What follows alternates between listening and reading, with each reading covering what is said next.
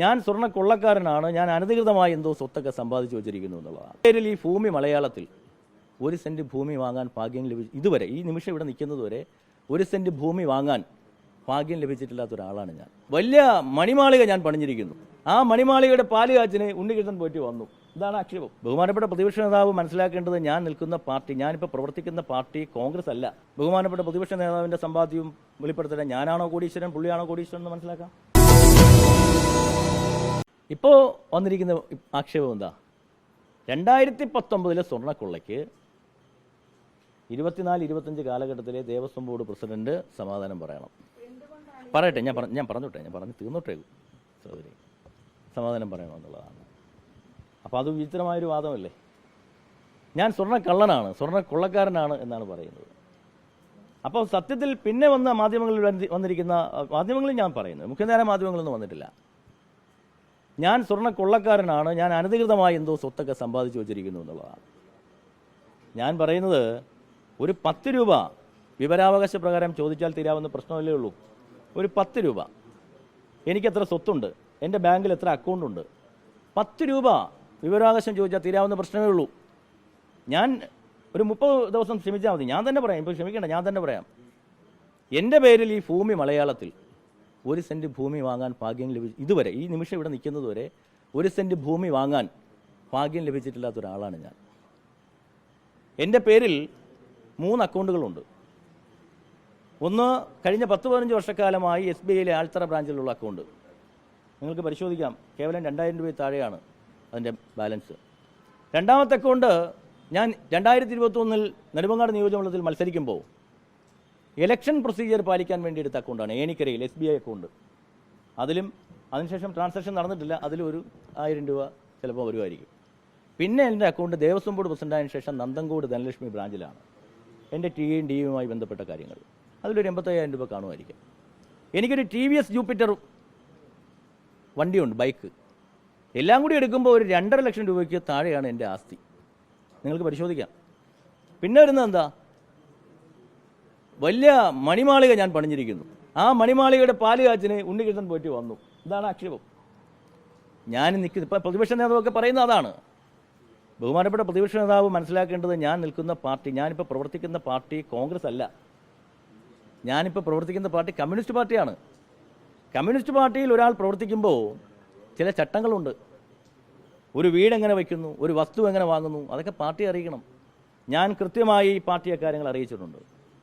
2022 എൻ്റെ ഭാര്യയുടെ പാരമ്പര്യമായി കിട്ടിയ സ്വത്ത് വിറ്റ് 2022 ജൂണിൽ ഞാൻ ഏണിക്കരയിൽ വസ്തു വാങ്ങുന്നു. ഞാൻ ദേവസ്വം ബോർഡ് പ്രസിഡൻ്റാകുന്നത് എപ്പോഴാണ്? 2023 നവംബറിലാണ്. അവിടെ ധനലക്ഷ്മി ബാങ്കിൽ നിന്ന് 45 ലക്ഷം രൂപ ലോൺ എടുത്ത് വീട് പണിയുന്നു. 1900 സ്ക്വയർ ഫീറ്റ് വീട്. അതാണ് മണിമന്ദിരം, മണിമാളിക എന്നൊക്കെ പറയുന്നത്. ഇതെല്ലാം പാർട്ടിയെ കൃത്യമായി ഞാൻ ബോധ്യപ്പെടുത്തിയിട്ടുണ്ട്. എന്നെ സംബന്ധിച്ചിടത്തോളം ആർക്ക് വേണമെങ്കിലും പരിശോധിക്കാം. പക്ഷെ ഞാൻ കള്ളനാണ്, കൊള്ളക്കാരനാണെന്ന് പറയുന്ന, ചവിട്ടി പുറത്താക്കണമെന്ന് പറഞ്ഞ പ്രതിപക്ഷ നേതാവിനോട് എനിക്കൊറ്റ ചോദ്യമേ ഉള്ളൂ. എൻ്റെ സമ്പാദ്യം ഇത്രയാണ്, ഞാൻ പരസ്യമായി പറയുകയാണ്. പ്രതിപക്ഷ നേതാവിൻ്റെ സമ്പാദ്യം ഒന്ന് വെളിപ്പെടുത്തട്ടെ. എൻ്റെ പേഴ്സണൽ സമ്പാദ്യം 3 ലക്ഷത്തിൽ താഴെയാണ്. ബഹുമാനപ്പെട്ട പ്രതിപക്ഷ നേതാവിൻ്റെ സമ്പാദ്യവും വെളിപ്പെടുത്തട്ടെ. ഞാനാണോ കോടീശ്വരൻ, പുള്ളിയാണോ കോടീശ്വരൻ എന്ന് മനസ്സിലാക്കാം.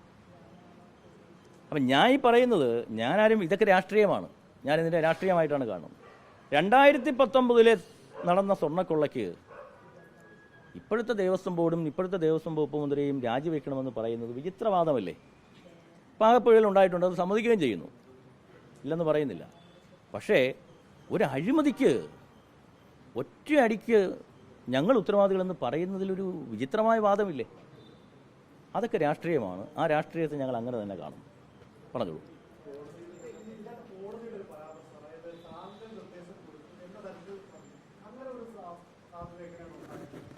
അങ്ങനൊരു സാധ്യതയില്ല. അത് ഇപ്പോഴത്തെ റജിലാൽ തിരുവാഭരണ കമ്മീഷണർക്ക് ഉണ്ടായ ചെറിയൊരു സാങ്കേതിക പിഴവാണ്. അത് ഞങ്ങൾ മെനഞ്ഞാന്ന് തന്നെ ഞങ്ങളുടെ സ്റ്റാൻഡിംഗ് കൗൺസിൽ ശ്രദ്ധപ്പെടുത്തി. കോടതി അതിനൊരു നിർദ്ദേശം ഞങ്ങൾക്ക് തന്നിട്ടുണ്ട്. ഞങ്ങളത് ചെയ്യും. വീഴ്ച പറ്റി എന്തുകൊണ്ടാണെന്ന് ചോദിച്ചു കഴിഞ്ഞാൽ അവിടുത്തെ ഉദ്യോഗസ്ഥന്മാർക്കാണ് ആ വീഴ്ച പറ്റിയത്. ബോർഡല്ലല്ലോ അവരെ അറിയിക്കേണ്ടത്. കാരണം അത് എടുത്തുകൊണ്ട് പോകുമ്പോൾ അവിടെ തിരുവാഭരണ കമ്മീഷണറായാലും എക്സിക്യൂട്ടീവ് ഓഫീസറായാലും അറിയിക്കുന്നതിൽ വീഴ്ച പറ്റിയിട്ടുണ്ട്. ആ വീഴ്ച പറ്റിയത് ഖേദം പ്രകടിപ്പിച്ചുകൊണ്ട് തന്നെ ബഹുമാനപ്പെട്ട കോടതി പറഞ്ഞല്ലോ, കോടതിക്ക് അത് മനസ്സിലാവുകയും ചെയ്തല്ലോ. അത് ഞങ്ങൾ നോട്ടീസ് കൊടുത്ത് അവരുടെ നിന്ന് വിശദീകരണം വാങ്ങി എടുക്കാൻ തീരുമാനിച്ചിട്ടുണ്ട്.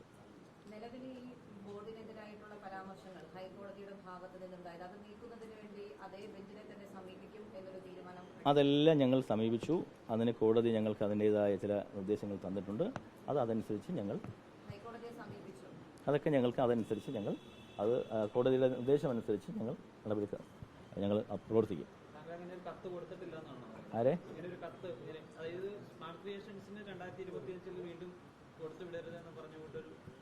അതൊക്കെ ഞാൻ പറഞ്ഞില്ലേ, ആ തിരുവാഭരണം കമ്മീഷണർക്കുണ്ടായ ഒരു സാങ്കേതിക പ്രശ്നമാണ്. അദ്ദേഹം തന്നെ ഒരു കത്തിലൂടി സ്മാർട്ട്